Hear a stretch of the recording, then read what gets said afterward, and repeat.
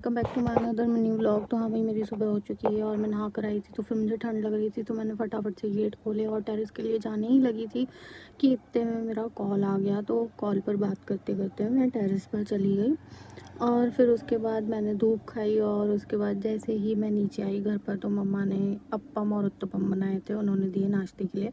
मैंने नाश्ता कर लिया और फिर मम्मा ने बोला कि आज मुझे मेहंदी लगा दे, मुझे किट्टी में जाना है। तो मैंने उनको मेहंदी लगा ली और दो छोटे छोटे से वो जोड़े कर दिए।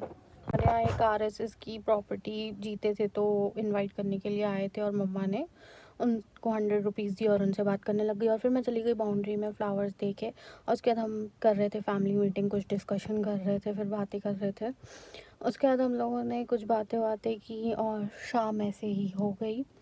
तो पापा भी कुछ समझा रहे थे हम लोग को। उसके बाद पापा लेकर आए थे पेटिस, तो हम दोनों भुक्खड़ों ने अकेले ठूस ली और उसके बाद हमारा पेट फिर भी नहीं भरा था, तो शाम की क्रेविंग का आप लोग समझ सकते हो। उसके बाद हम लोगों ने पापड़ वापड़ फ्राई किए और मूवी देखते देखते कुछ मीठा भी खा लिया। उसके बाद हीटर में बैठ गए क्योंकि भोपाल में बहुत ठंड पड़ रही है। और उसके बाद हम चले गए पार्लर के लिए, मम्मा और मैं जा रहे थे पार्लर के लिए। और उसके बाद जैसे ही हम पार्लर के लिए निकल रहे थे, तो मैंने ये टाकू वाला भेष धारण कर लिया था और ये भेष धारण करते हुए मैं जा रही थी पार्लर के लिए। और हम फिर पार्लर के लिए चले गए और यहाँ पार्लर आ गए हैं हम।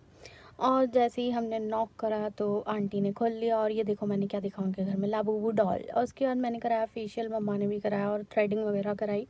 और ऐसे ही हमारा फेस देखो कितना मस्त ग्लो ग्लो कर रहा है।